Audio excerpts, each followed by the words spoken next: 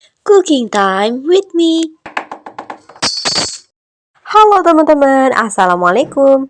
Jumpa lagi bareng saya, Anawati Dedi. Di video kali ini, saya akan buat puding susu mangga yang menggunakan bahan-bahan ekonomis dan juga praktis. Teman-teman food lovers, yuk langsung kita buat. Adapun bahannya, saya menggunakan 1 buah mangga, 120 gram gula, 1 sachet bubuk agar-agar plain, 30 gram susu kental manis, 200 ml air putih untuk campuran mangga yang akan saya blender, 600 ml air. Total air ada 800 ml. Pertama-tama saya blender mangga dengan 200 ml air, hasilnya akan seperti ini. Langkah pertama, masukkan agar-agar plain ke dalam panci. Tambahkan gula pasir. Aduk agar tercampur.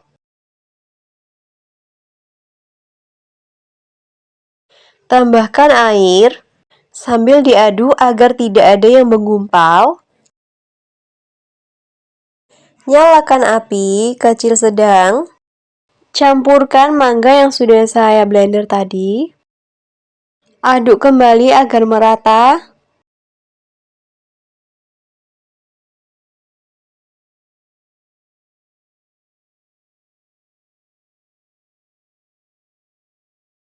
Karena warnanya sudah cantik, jadi saya tidak perlu menggunakan pewarna lagi. Tambahkan susu kental manis. Aduk kembali.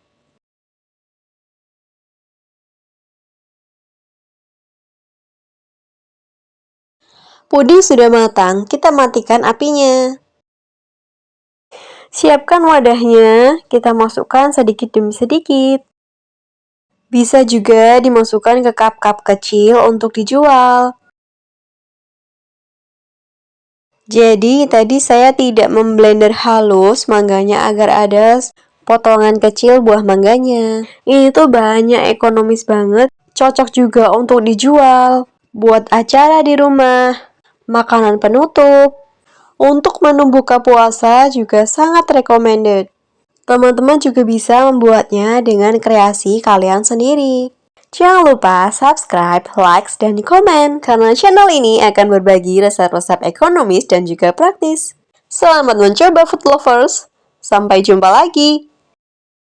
Terima kasih.